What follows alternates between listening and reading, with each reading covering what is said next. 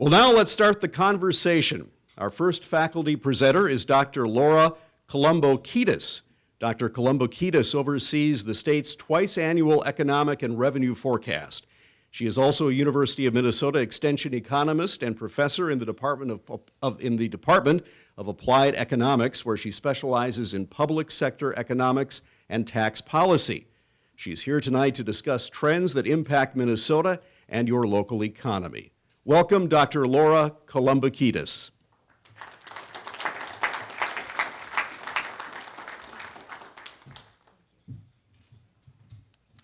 Thank you. I am very pleased to be here on the shores of beautiful Gull Lake to talk to you about Minnesota's state economy.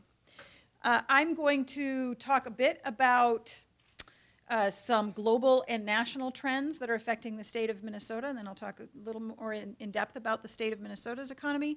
I've got a couple of things to say about the regional economy, and then I'll end with more of a longer-term outlook. I'm going to talk about a couple of trends or a couple of factors that are affecting the global economy and the U.S. economy and what those mean for Minnesota. These are two things that you've probably heard about, and I want to talk a little bit more about them. So one of these external factors that's affecting the U.S. and Minnesota is the strong U.S. dollar. What does that mean? Where does that come from? Well, the United States economy has been growing at a moderate pace in recent years. Nothing to write home about, no great gangbusters growth, but the United States economy has been growing faster than the economies of many of our trading partners. China, Europe, the emerging economies. So there's been this disparity between growth in the U.S. and growth elsewhere, where the United States has stronger growth than many of our other trading partners, even though it's not been particularly strong. That's one thing that's going on, and another thing that's going on is that the U.S. Central Bank, the Federal Reserve, has been moving away from very low interest rate policy toward increasing interest rates to a more normal monetary policy. And that's happening at a time when other central banks in other countries are staying at that low interest rate or accommodative monetary policy, and some of them even moving toward negative interest rate policies. So those two things, the prospect of increasing interest rates in the United States and faster economic growth in the United States than elsewhere, is attracting investment. Those two things are attracting investment into the United States from investors around the world. And so investors around the world are thinking, where can I make some return on my investment? Well, the U.S. looks like a good place to put it. What that means is that they need, in order to make those investments, they need dollars to invest in the U.S., and so that increases the demand for the U.S. dollar, which increases the strength of the U.S. dollar, or the value of the U.S. dollar. On the left, I illustrate that. This is the U.S. dollar exchange rate. It's trade-weighted, meaning that it's an index where our trading partners that are most important to us get more of a weight. You can see that the U.S. dollar has increased 22% against our major trading partners since mid-2014. What does that mean for the U.S. economy? When the dollar is strong, it means that our goods that we export are more expensive for our foreign customers. It also means that the goods that are brought into the United States are cheaper for U.S. residents. So it means that goods that are exported out of the United States, and including goods exported out of Minnesota, are more expensive, and it reduces demand for our exports. So this external phenomenon, this external factor of the U.S. dollar being strong, has indeed affected export sectors in the state of Minnesota. It's affected agriculture, it has affected the natural resource commodity exporters, iron ore, for instance, and it has affected manufacturing. And so in our forecast, the Minnesota State forecast, we think that the U.S. dollar is one of the reasons that the manufacturing sector has cooled somewhat. We think that manufacturing sector is going to continue to adjust and lose some jobs this year, but then as global growth is expected to pick up in the coming several years, manufacturing is expected to pick up too. So that's one factor. The other is very low oil prices. So oil prices have been the subject of factors from both the supply side and the demand side. So increased supply, including supply from the United States and continuing supply in the Middle East, and then slowing demand from slowing growth in China. That has reduced oil prices, which have plummeted 70% since mid-2014. Now, this is a double-edged sword, or I guess a mixed blessing, I guess I should say. On the positive side, low oil prices mean low consumer prices generally and low gasoline prices, and that's good for consumers. But it has taken a bite out of U.S. real GDP growth because low oil prices have reduced drilling and exploration activity in the United States, and that's reduced demand for equipment and structures. So for states that are oil producers or energy producers, this has had a significant negative impact. Minnesota, however, is not an oil producer. And so on net, we get the benefit of low oil prices with not much of a direct impact on the business investment side. We do see some impact when there's reduced drilling and exploration in the U.S. That reduces the demand for steel, which is also having an impact on the Iron Range. But for the most part, this is a net positive for Minnesota.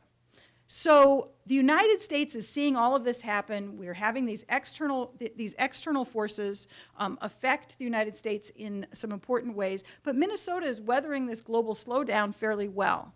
And one of the reasons Minnesota is weathering it pretty well is because Minnesota has a diverse economic base. That means that our economy, our employment is not concentrated on any particular volatile industry.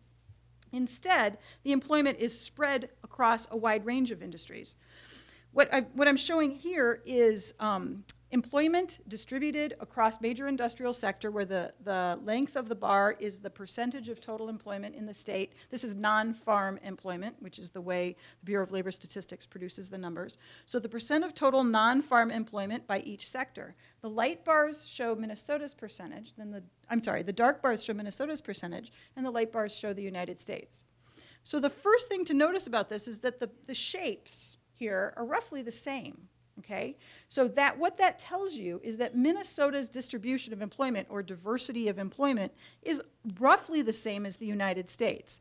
That means that Minnesota's economy is closely tied to the U.S. economy. It means that we don't have a lot of state-specific employment risk. So when you have employment distributed across a wide range of sectors, it means that the economy itself can be more resilient through downturns, because when one sector is struggling and releasing workers, another sector might be able to pick them back up. So it's just like having a diversified portfolio of investments. When one's going up, another might be going down, and on balance, you do pretty well. So a couple of the places, though, where you can see where Minnesota is overrepresented relative to the United States is that top bar, which is education and healthcare services. That's not K through 12 education or the public university system. That's private education. But in Minnesota, that sector is dominated by healthcare services. So about 85% of that bar is healthcare services. So if you've ever wondered, is Minnesota really a healthcare state? Yes, Minnesota is a healthcare state. It's an important sector for employment. And it is a sector that has grown well during the recovery and expansion from the Great Recession. And so being a healthcare state has helped Minnesota. Another aspect of this is that a couple of the service sectors in Minnesota, you've got education and healthcare, and then down the middle you have financial activities, where we're a little bit overrepresented too. Those are both service sectors that have customers outside of the state. So we bring customers, we have customers for those service sectors from outside the state. That brings money into the state and improves the well-being of the state of Minnesota. So it's just like we think of the goods-producing sectors like manufacturing as shipping goods outside of the state, bringing money into the state. Well, actually in Minnesota, a couple of our service sectors do that too. The health sector and the financial services sector both do that. So it's of value for the state to have a number of parts of the economy that have customers outside the state of Minnesota to bring money in. Okay, and then a couple of other places here. You see manufacturing of durables, then manufacturing of non-durables. Those dark bars are a little longer than the light bars. So that means that we're overrepresented in manufacturing relative to the United States. That surprises some people, especially people in the Twin Cities. They don't think of Minnesota as much of a manufacturing state, but we're overrepresented in those sectors relative to the U.S., but we're not as heavy in those sectors as many of the other Great Lakes states. And so that's one of the reasons that Minnesota has been more resilient through the Great Recession, was more resilient through the Great Recession than other states. Minnesota recovered the jobs lost in the Great Recession 8 months ahead of the United States. So we recovered sooner. That means that our recovery and expansion period is more mature than for the U.S. as a whole. And I'll talk about that a little bit more in a second. This region, the region we're in, the North Central region, interestingly, the North Central region's economy is also fairly diverse, and that's not always the case. While the state's economy can be diverse, it's unusual to have a region that actually has diversity of economy too, because most regions are dependent on pretty much one thing or two things. But in the North Central region, a variety of industries contribute to the region's output. So if you look at which sectors produce, gross state product or produce output, the top 3 industries by output, professional and business services, manufacturing, and trade, in this area generate about 55% of the region's output. But in other areas, that number is larger. It's closer to 80%. So that means that other industrial sectors, while those are some driving sectors here in the central area, the North Central area, other industrial sectors are contributing as well and creating more diversity.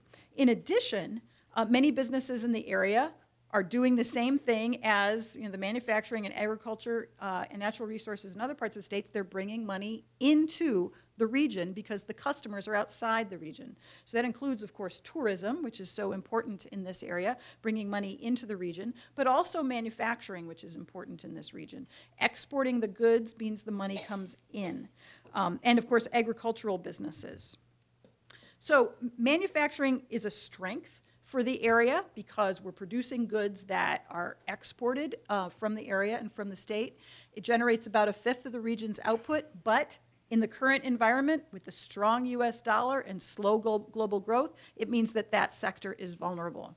But with a diverse economic base, we can weather it. Looking at how Minnesota performs relative to the United States, I'm just looking at the headline unemployment rate here. The light line is the U.S. unemployment rate, the dark line is Minnesota's unemployment rate, and the vertical gray bars are the U.S. recessions. So the white space between the gray bars is the recovery and expansion period from each recession. And what you can see is that Minnesota generally outperforms the United States relative in this measure, which is the unemployment rate. In the moment, we have a 2.7% difference between Minnesota's unemployment rate and the U.S. unemployment rate. So this is one of the ways that Minnesota outperforms, in addition to having recovered jobs lost from the Great Recession ahead of the U.S. Another thing to note, so Minnesota has the 10th lowest unemployment rate among states as of the March data. Another thing to look at is that the white space since the Great Recession is now at about 6.5 years. So this recession is mature in the sense that it is longer than the average post-war recession, which was, the average post-war recession was about 6 years, I believe, 5 years. The average post-war recession is 5 years, so we're a year and a half ahead of that. And the average of the most recent 3 expansions was 8 years. So the expansions have gotten longer in more recent years. But at the moment, the current expansion is longer than the average post-war expansion. And as I said, Minnesota's expansion is a little bit more mature than that because we were a little ahead of the curve.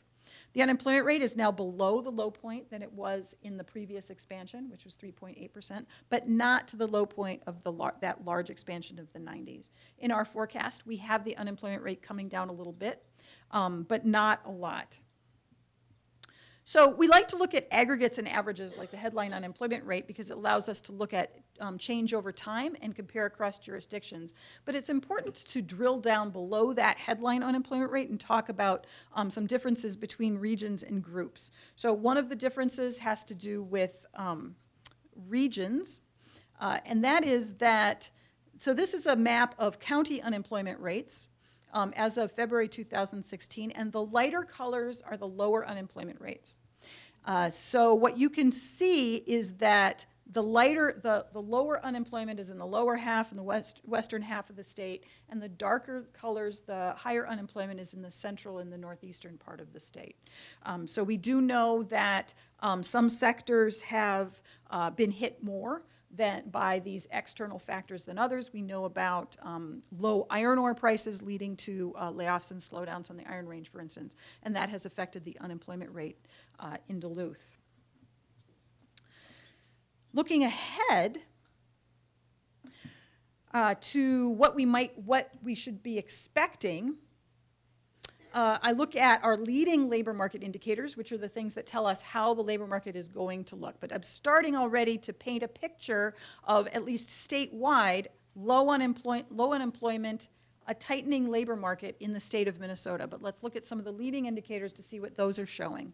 So on the left, we have initial claims for unemployment insurance. That's when someone gets laid off, they file for unemployment. So you can think of that as being related to a layoff rate. And that number has just steadily come down, and it's now at a level in the 19,000, 20,000 level that's about static, about where you would expect it to kind of stay and not get too much below that. And so, that's a number that could come down some, but isn't likely to come down a lot. The private work week is the number of hours that people work for private employers, and that has this steady upward trend that keeps ticking up. So these two pictures are telling you that across the state, anyway, employers are not laying people off, and they are working people a little longer. So that's creating a measure of demand for labor, which is juxtaposed against the supply of labor, and let me talk a bit about that. So you know that the demographic, among the big demographic stories in the state and in the country is the aging of the population and the baby boom age group reaching retirement age. So very large group of people reaching an age where they don't participate in the workforce anymore because they've decided to retire and spend their time playing golf here and fishing on Gull Lake. So what we're showing here is the average annual change, the percent change in the labor force per year in the state of Minnesota. In the 70s, we could expect 2.7% growth in the labor force. In the 80s and 90s, we could expect about 1.5%. And we are now at a point where we have almost no labor force growth in the state of Minnesota. We're heading into that era of very slow labor force growth in the state, which is driven by that demographic change. So at the same time that we're having this expansion and recovery from the Great Recession, we have this demographic change occurring. And what that's doing is it's tightening the labor market, meaning we have high demand for labor at a time when the growth in the labor force is slowing. So on this chart, I'm showing the total number of unemployed people, which is the light bars, and the total number of job vacancies in the state, which is the dark bars. And so you could see during the recovery, so 2009, you can see the steady decrease in the number of unemployed people as though those people got jobs and got absorbed into employment. At the same time that job vacancies have increased, or the demand for workers has increased.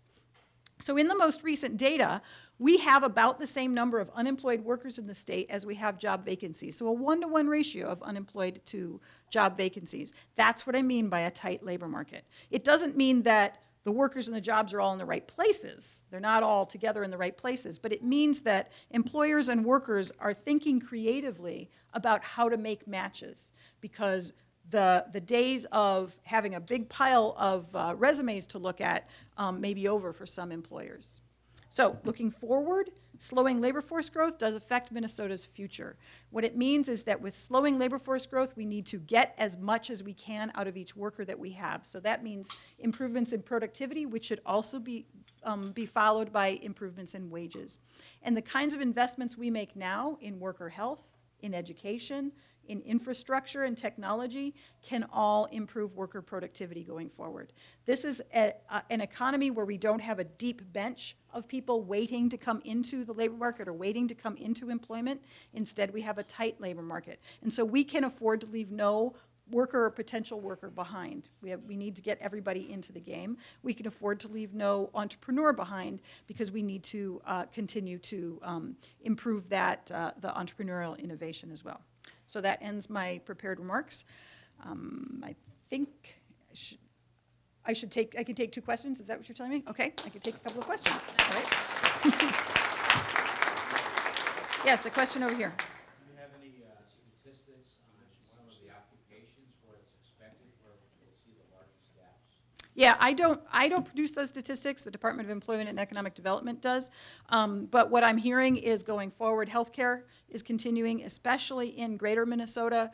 We're going to need workers to help provide the healthcare services for the aging population. I hear of people having trouble finding skilled workers in manufacturing environments, for instance, welders. There's also been a shortage of truck drivers. And I think that even beyond the occupational gaps, there are geographic mismatches. So the jobs are not necessarily where the workers are focusing their job search. And so the creative employers are figuring out how to move people around the state, either bus them to where the jobs are or figure out how to provide housing to attract people to where the jobs are. One more question? Yes. What do you see for the entrepreneurial, like beer industry or craft beers? What's the newest entrepreneurial?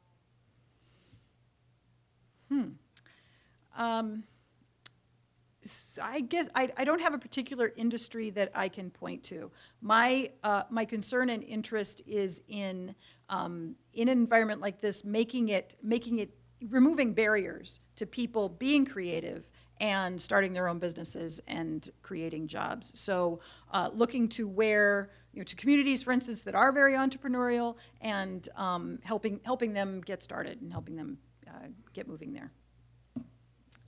Okay, thank you very much.